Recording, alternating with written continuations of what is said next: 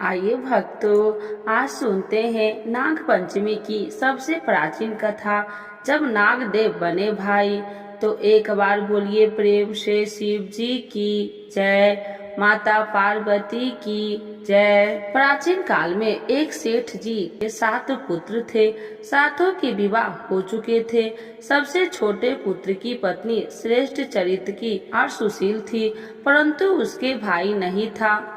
एक दिन बड़ी बहू ने घर लिपने को पीली मिट्टी लाने के लिए सभी बहुओं को साथ चलने को कहा, तो सब डलिया और खुरपी लेकर मिट्टी खोदने लगी। तभी वहां एक सर्प निकला, जिसे बड़ी बहू खुरपी से मारने लगी। यह देखकर छोटी बहू ने उसे रोकते हुए कहा, मत मारो, यह बेचारा निरपराध है। यह सुनकर बड़ी बहू ने उसे नहीं मारा। तब सर्प एक और जा बैठा। तब छोटी बहू ने उससे कहा, हम अभी लौट कर आती हूँ, तुम यहाँ से जाना मत। यह कहकर वह सबके साथ मिट्टी लेकर घर चली गई। वहाँ कामकाज में फंसकर सर्प से जो वादा किया था उसे वह भूल गई। उसे दूसरे दिन यह बात याद आई तो सबको साथ लेकर वहां पहुंची और सर्प को उस स्थान पर बैठा देकर बोली, सर्प भैया नमस्कार। सर्प ने कहा, तू भैया कह चुकी है, इसीलिए तुझे छोड़ देता हूँ, नहीं तो झूठी बात कहने के कारण तुझे अभी डस लेता।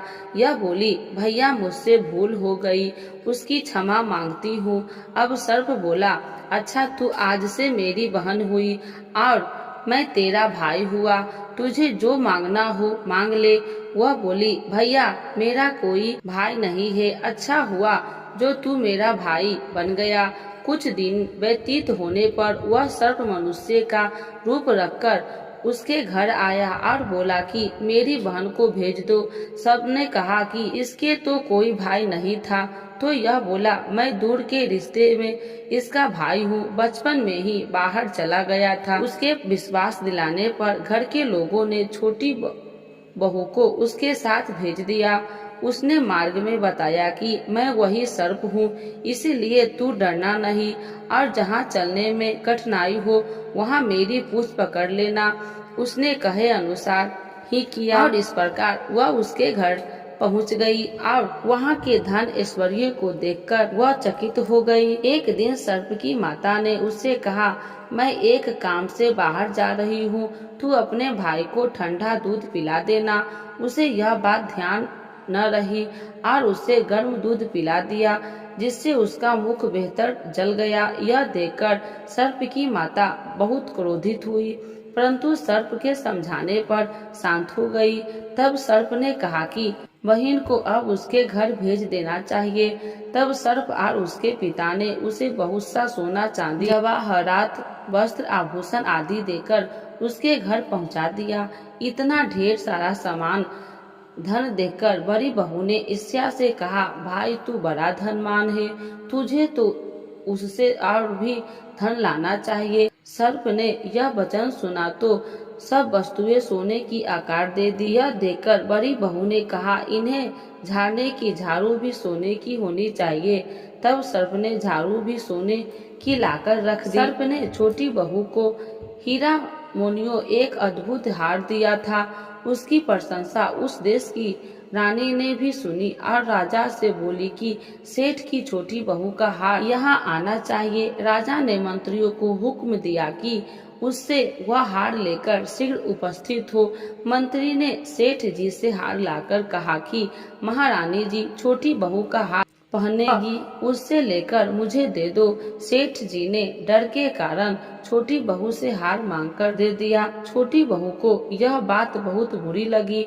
उसने अपने सर्प भाई को याद किया और आने पर प्रार्थना की, हे भैया, रानी ने हार छीन लिया है, तुम कुछ ऐसा करो कि जब वह हार उसके गले में रहे तब तक के लिए सर्प बना जाए और जब वह मुझे लौटा दे तब हीरो और मणियों का हो जाए।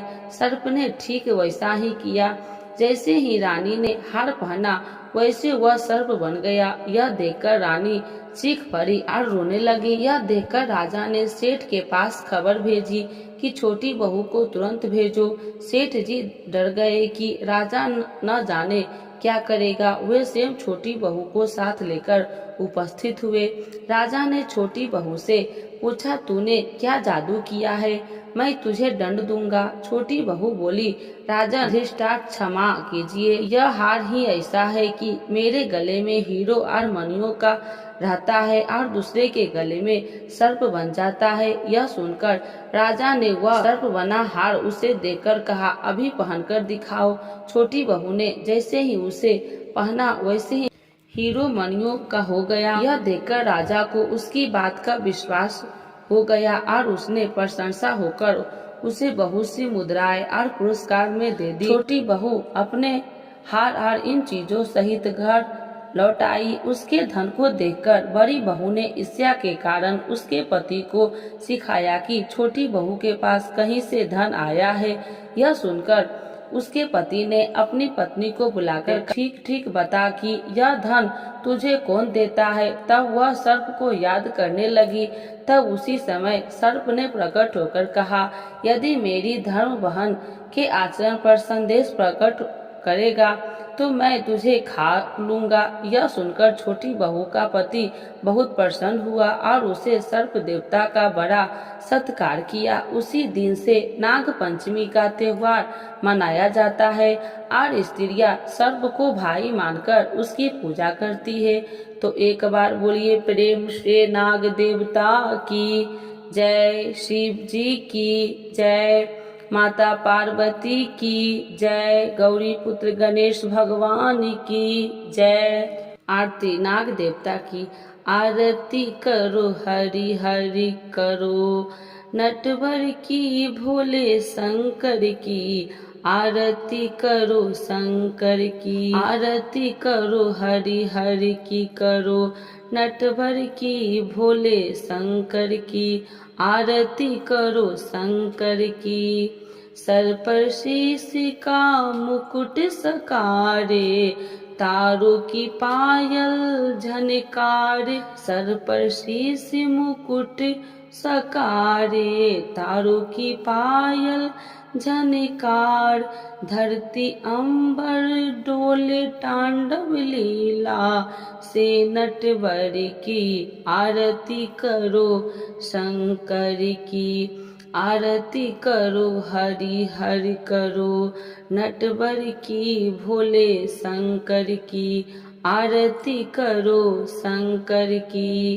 कनिका हर पहने वाले, शंभु है जग के रखवाले। कनिका हर पहनने वाले, शंभु है जग के रखवाले।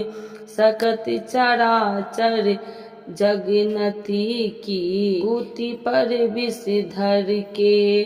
सकत चराचार जग नीति की, कूति पर शीश धर के। आरती करो शंकर जी की। आरती करो हरि हर करो, नटवर की भोले शंकर की। आरती करो शंकर की।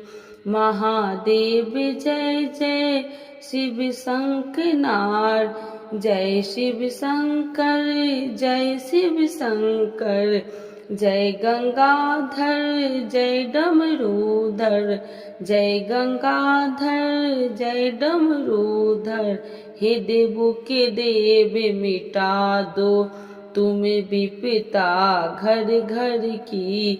आरती करो हरि हरि की करो, नटवर की भोले शंकर की। आरती करो शंकर की। आरती करो हरि हरि की करो, नटवर की भोले शंकर की। आरती करो शंकर की। तो एक बार बोलिए प्रेम से शिव जी की जय, माता पार्वती की जय, नाग देवता की जय, गौरी पुत्र गणेश भगवान की जय।